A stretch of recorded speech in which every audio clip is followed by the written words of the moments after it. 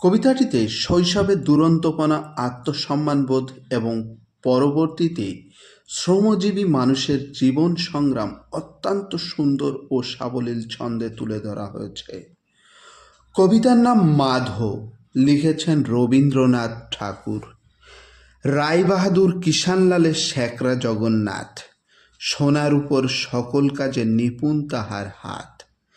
আপন বিদ্যা শিখিয়ে মানুষ করবে ছেলেটাকে, এই আশাতে সময় পেলেই ধরে আনত তাকে।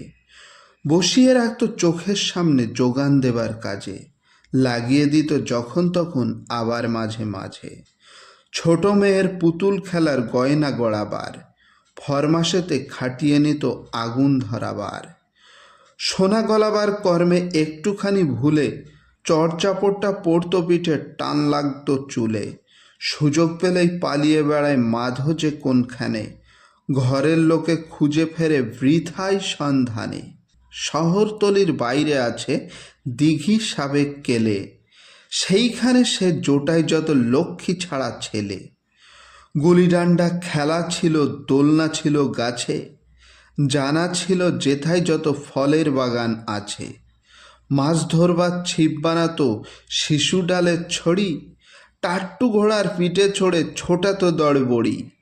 কুকুরটা তার সঙ্গে থাকতো, নাম ছিল তার বটু, গিরগিটি আর কাঠবেড়ালি তাড়িয়ে ফেরাই পটু। শালিক পাখির মহলেতে মাধোর ছিল যশ, ছাতুরগুলি ছড়িয়ে দিয়ে করতো তাদের বশ। ব্যাগার দেওয়ার কাজে পাড়ায় ছিল না তার মতো, বাপের শিক্ষা নবিশেতেই কুড়েমি তার যত। কিষানলালের ছেলে তাকে দুলাল বলে ডাকে, পাড়া শুদ্ধ ভয় করে এই বাঁদর ছেলেটাকে। বড় লোকের ছেলে বলে গুমর ছিল মনে, অত্যাচারে তারই প্রমাণ দিত সকল খানে। বটুর হবে সাঁতার খেলা, বটু চলেছে ঘাটে, এসেছে যেই দুলাল চাঁদের পোলা খেলার মাঠে। অকারণে চাবুক নিয়ে দুলাল এলো তেড়ে, মাধো বললে মারলে কুকুর ফেলবো তোমার পেড়ে।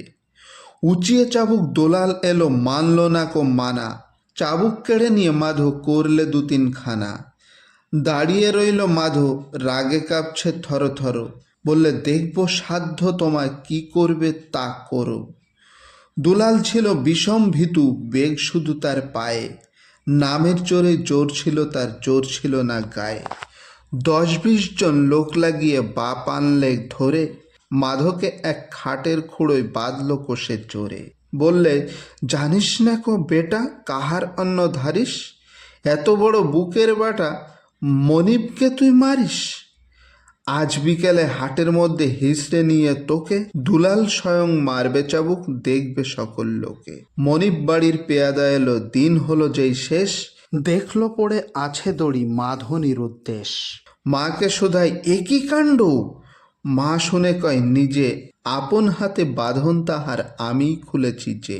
মাধো চাইল চলে যেতে, আমি বললাম যেও, এমন অপমানের চেয়ে মরণ ভালো সেও। স্বামীর পরে হানল দৃষ্টি দারুণ অবজ্ঞায়, বললে তোমার গোলামিতে ধিক সহস্রবার। পেরোলো 20-25 বছর বাংলাদেশে গিয়ে, আপন জাতের মেয়ে বেছে মাধো করল বিয়ে। কোনখানে এক পাট কলেসে করতেছে সরদারি, ছেলে মেয়ে চলল বেড়ে হলো সে সংসারী। এমন সময় নরম যখন হলো পাটের বাজার, মাইনে ওদের কমিয়ে দিতেই মজুর হাজার হাজার। ধর্মঘটে বাঁধল কোমর, সাহেব দিল ডাক, বললে মাধো ভয় নেই তোর, আলগোছ তুই থাক। দলের সঙ্গে যোগ দিলে শেষে মরবি যে মার খেয়ে, মাধো বললে মরাই ভালো এই বেইমানির চেয়ে। শেষ পালাতে পুলিশ নামলো, চলল গুতো গাতা, কারো পড়ল হাতে বেড়ি, কারো ভাঙল মাথা। মাধো বললে সাহেব আমি বিদায় নিলাম কাজে, অপমানের অন্ন আমার সহ্য হবে না যে। চলল সেথায় যে দেশ থেকে দেশ গেছে তার মুছে, মা মরেছে বাপ মরেছে বাঁধন গেছে ঘুচে। পথে বাহির হলো ওরা ভরসা বুকে আঁটি, ছেঁড়া শিকড় পাবে কি আর পুরনো তার মাটি।